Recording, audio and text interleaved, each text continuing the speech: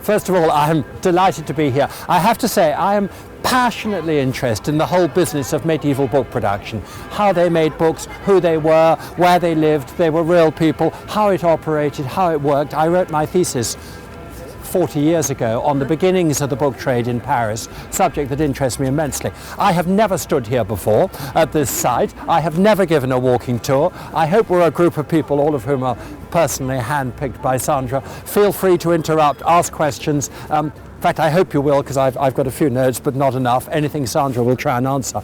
And I thought what we'd do is talk a little bit about this street here, and then we'll go across the Petit Pont and up the Rue Saint-Jacques, and we'll look again at the second site up there, where many of the really great illuminated manuscripts in Paris were made. If you ordered a book, initially you'd have gone to the parchmenter, but by the 14th century or the end of the 13th century, you go to the bookshop, you go to the libraire, and you commission a manuscript. Now, he may or may not have been the scribe, but you'd go into the shop. They might have had second-hand books for sale. They'd have been running along the front here. Say they lived behind, three-story houses behind, little shops along the front, along both sides. You go into the shop and you commission a book. And the bookseller may have been the scribe. He may have written it himself. Adam, living here, probably was a scribe, may have written it, but he then subcontracts out the illumination.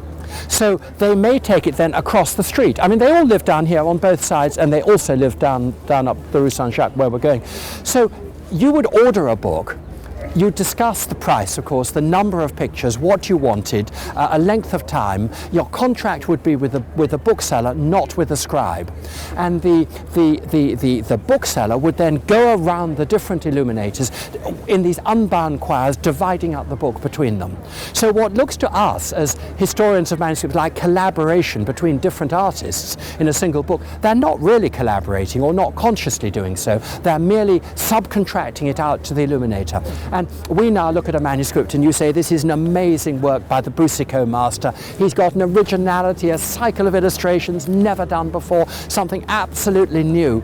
Not really. He is just filling in the spaces that were left for him by the bookseller. The bookseller is the one who's deciding what is to be illustrated, where the pictures are to come, and will often write in it what the subjects are going to be. So the artist may be very, very good, but the originality, the decisions were not made by the artist, but were made by the bookseller. I think this is what I think is one of the finest illuminations of the Middle Ages. Unfortunately, Sandra doesn't own it.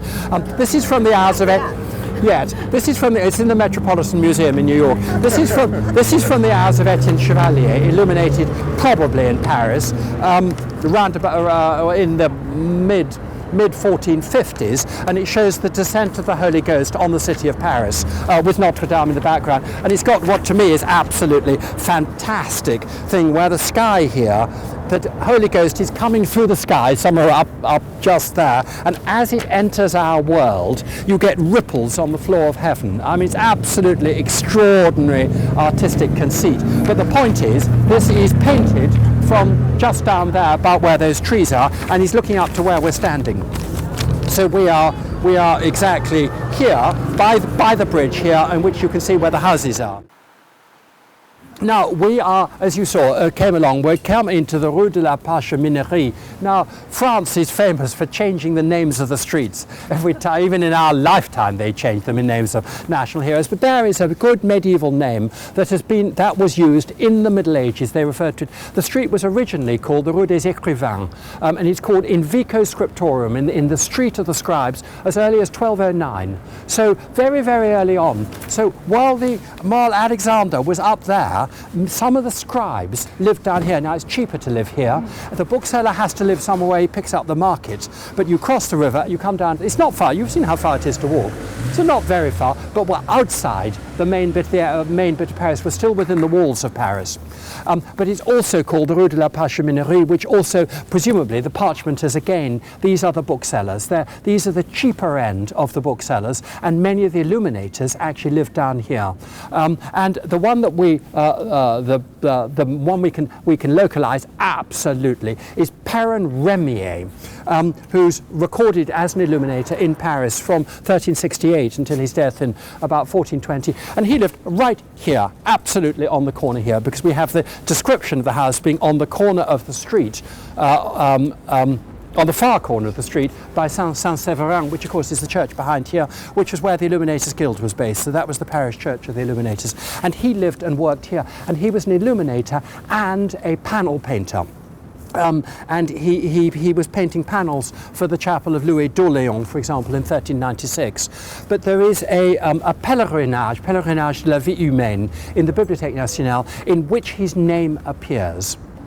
And it wasn't until I walked around this in preparation for this last night, I realised, of course, from that picture in the Très Richer, that the Duc de Berry's estate was on the other side here. So the Duc de Berry's come out through his back gate, walked out here, he's come across a bookseller and he's bought 13 manuscripts. So he probably actually came in there himself, right there, in the 15th century. He's probably doing it himself, or somebody from the household is doing it. So it brings in something very, very, very close.